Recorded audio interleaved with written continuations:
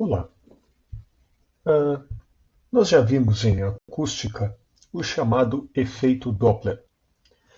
Nós vimos o seguinte, que se eu tenho um alto-falante em repouso e eu estou parado em frente a esse alto-falante, eu vou ouvir o som dele a uma certa frequência, que é a frequência que a gente considera que ele está reproduzindo o som.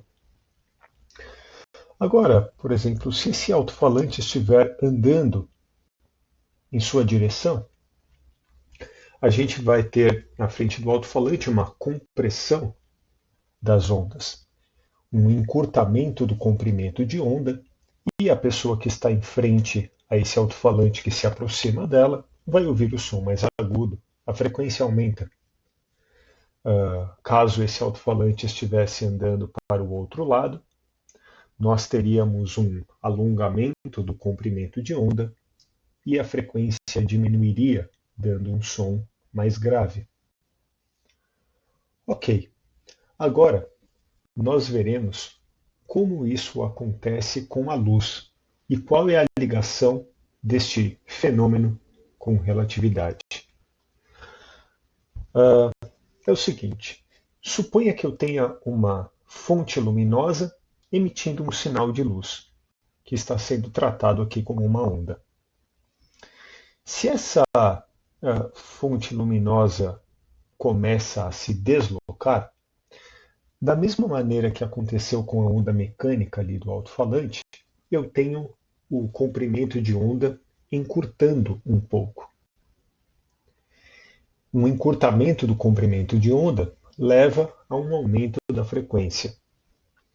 Mas, além disso, nós temos que lembrar que a frequência de uma onda é dada por 1 dividido pelo período.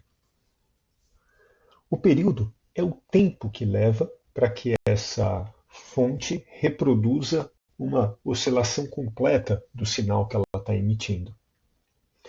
Agora, se essa fonte entra em movimento, e esse movimento é rápido, nós temos que o tempo no referencial da fonte é diferente do tempo de um observador que está aqui.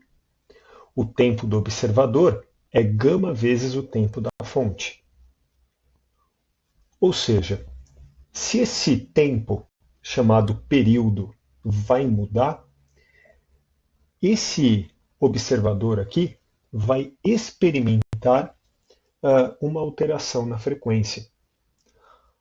Retomando, nós temos aqui dois motivos para gerar alteração na frequência.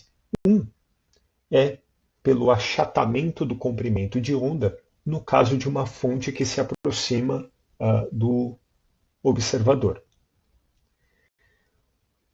O outro motivo é pelo fenômeno da dilatação do tempo, uma vez que um período no referencial da fonte é diferente de um período para o observador. Bom, levando estes dois fenômenos em consideração, nós chegamos nessa equação que está aqui no canto superior direito da tela.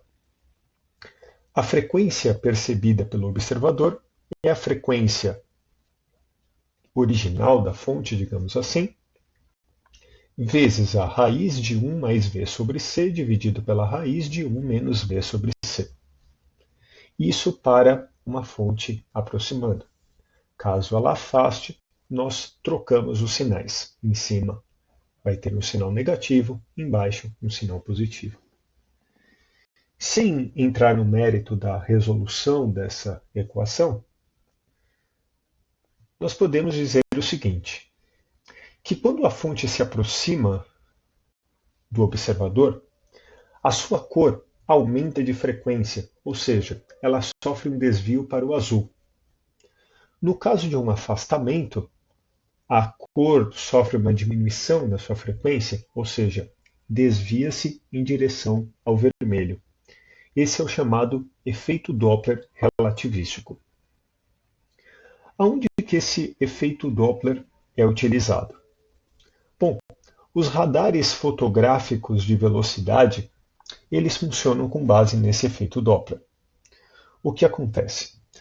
Ele joga um sinal em forma de onda eletromagnética. Essa onda bate no carro e volta. Bom, ele sabe a frequência da onda que ele emite e ele mede a frequência da onda que retorna. Sabendo essas duas frequências, ele consegue determinar qual é a velocidade que a fonte refletora dessa onda está. No caso, a fonte refletora é o automóvel. Além disso, nós podemos utilizar o efeito Doppler para medir velocidade de afastamento de galáxias. Nós veremos no nosso curso de quântica que quando olhamos para uma estrela, espera-se um determinado padrão de cor dessa estrela. Quando a gente aponta os nossos telescópios para uma galáxia, nós medimos esse padrão de cor. E quando medimos, esse padrão de cor ele está ligeiramente puxado para o vermelho, ou seja, está numa frequência um pouquinho menor do que a esperada.